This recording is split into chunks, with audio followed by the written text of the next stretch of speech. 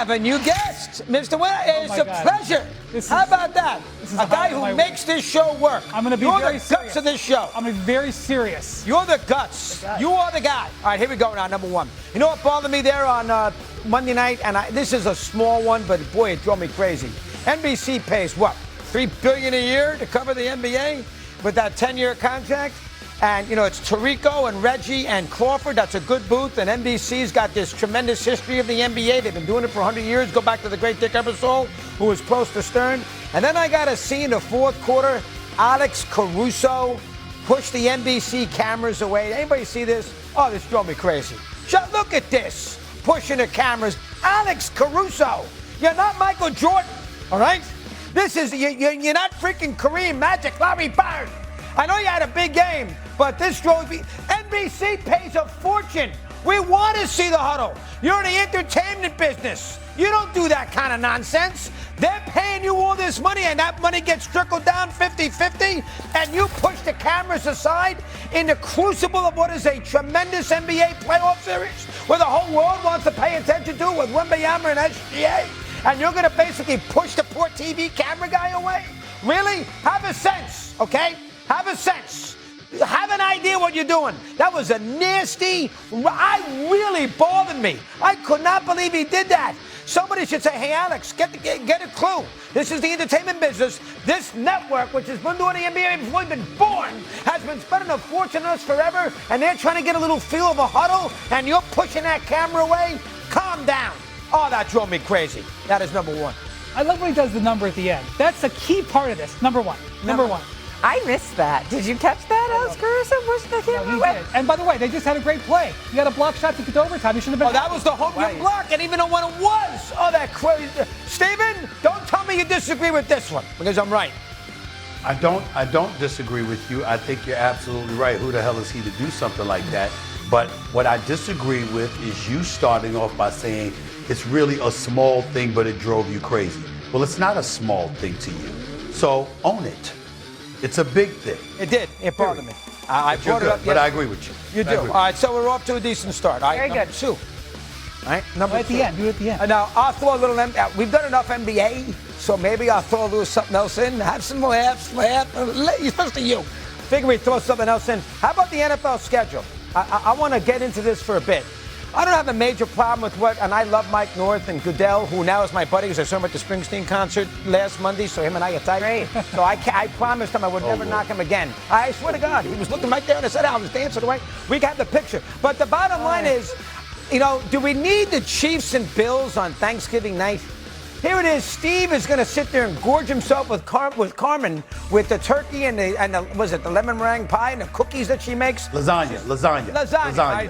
On a turkey day? But I mean, she's going to be sitting there with that too. With the Bears, Lions, the Eagles, Cowboys. We got the game the night before at the Rams, and then we're going to throw me the Bills and the Chiefs. Give us a little break. Save the Bills, Chiefs for a little later in the year when we need it on a Sunday night. When the Jets are at 4 o'clock. That was almost overkill. But number two, what is Fox doing when they're bringing up, can you show the Fenton State with the whole thing with Brady? They're making a big deal that Brady's going to be broadcasting a game from a Patriot game? Are you kidding me? They put a big thing out. I gave it to Steve. He didn't have it. Fox PR celebrates the idea that Brady's going back to New England to broadcast the Patriot game, which happens to be on Fox. He played in New England as a Patriot, for crying out loud. Nobody cares. Who in the world's going to sit there? You know, I got to watch the Pats today against whoever they're playing that particular night. Might be Detroit. You got to be kidding me. And we're going to make a big deal about who watches the ball game because Brady's going to be back in New England. He was there as a Tampa Bay Buccaneer quarterback. I understand that it's all Brady all the time. We saw him at the Met Gala with the beautiful outfit. But enough. Well, it wasn't the Met Gala. This last week he was at some fashion show. I love Tom.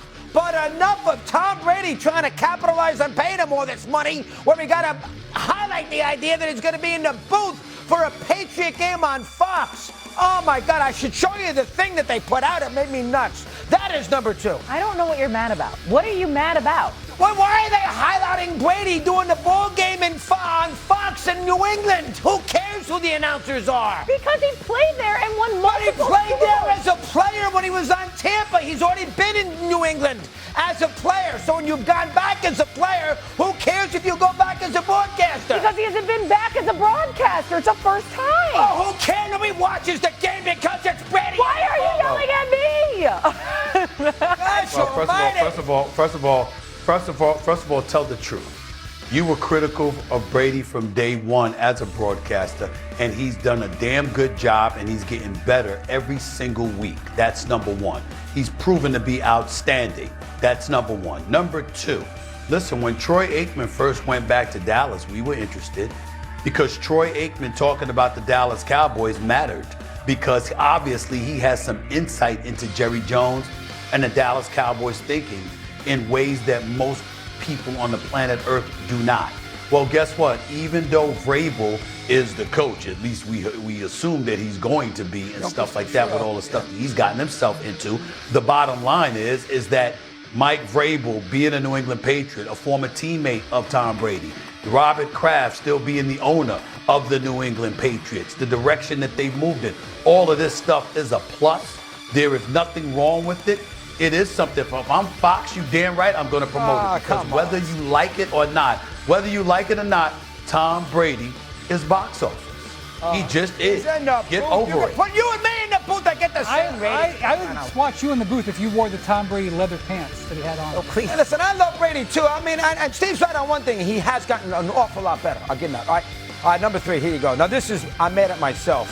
I hurt my shoulder 3 weeks ago. Luka's kid playing tennis. Oh, Lord. I felt it. I had some issues with my so I went to the surgeon last Friday down in Connecticut. It says, what do you think? And she did these little, says, you got to get an MRI here. You might have a tear of your rotator cuff, which is a major problem. So last night, or yesterday morning, I made the appointment with an MRI. And, that's the little tubes thing. And now I feel how these athletes feel. So I go down there and I forget to bring my Valium. I got to have a Valium before I go in a little tube for a half hour.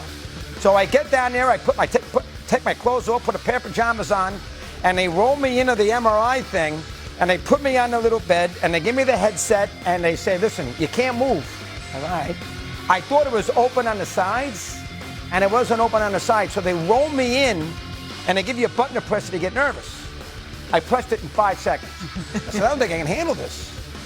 Come back out. I says, listen, I came all this way. It's 8 o'clock in the morning. The poor catheter in there, and I said, I got to deal with it again. I go back, and remember, you can't stop and go with an MRI. You got to do the whole thing at one time.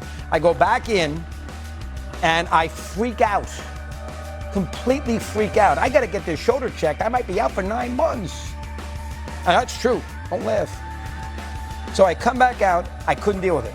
So last night, I said I had forgotten my Valium. So last night at 6:30, I was a little wonky and late in the show. I took a Valium. I had my kid driving. I'm not going to drive down to Connecticut, Stamford. At 7 o'clock, I get nervous again. I took a second Valium. Oh, boy. He missed the next game. I got the thing done in good shape. I promise you that. I got that MRI done. I was a happy camper. Here's your problem. I was in bed at 8:15. I didn't know the Knicks came back until this morning at 7:30. That is true. What comeback? I didn't know anything about a comeback. I had to watch the highlights. That's a terrible job on my part. That's number 3. You admitted that. Go ahead, Wendy.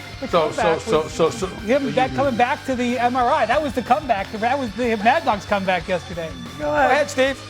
I love how he's acting like he took the Valium because of the shoulder. You would have taken it anyway. That's what you do, okay? And you know, basically, what are you mad about? You're being mad at yourself, so you're telling the audience, trying to get a pass from the audience. The fact of the matter is, you watched the game on DVR. You did not see the game live.